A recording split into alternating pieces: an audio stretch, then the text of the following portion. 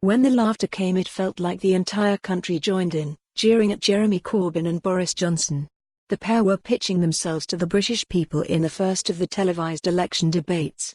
But the studio audience, like the people at home, saw through the absurd pantomime, the ridiculous claims, the foolish promises. Politics in 2019 is a joke, and so the audience and the people laughed at Johnson and Corbyn. We're laughing at politics now because we know there's so little truth in it. It's a black comedy. It's hard to find anyone today who doesn't see politics as absurd. We all know this election is important. Brexit and Scottish independence will decide our futures for generations to come. But the people fighting the election are buffoons, even the good ones. And so we laugh at them.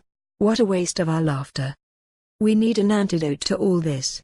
A respite from politics. Often, when the world's absurd, the place to turn to is comedy. Comedy is a safe haven. You can shelter in comedy. It protects you by mocking the awfulness of the outside world. And of course, comedy's purpose is to make us laugh.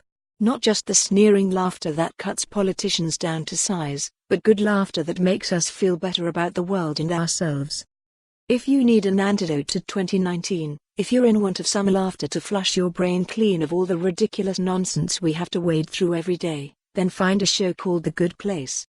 After 4 seasons, it ends tonight in America and tomorrow in the UK, but don't worry, you can still watch it all as it's on Netflix.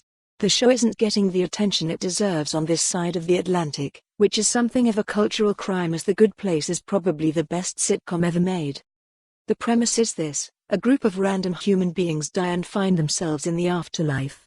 There are some enormous plot twists, so to avoid spoilers I'll just say that our bunch of dead human heroes set out to discover what the truth is when it comes to life after death. Ted Danson presides as Michael, the architect of the spirit world.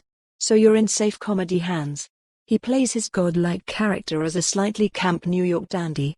It's a knowing nod to the character Danson played in his last sitcom role, the louche druggy magazine editor in Bored to Death. The rest of the cast aren't that well known to a British audience. Kristen Bell is the main character, Eleanor Shellstrop, a woman who describes herself as an Arizona trash bag.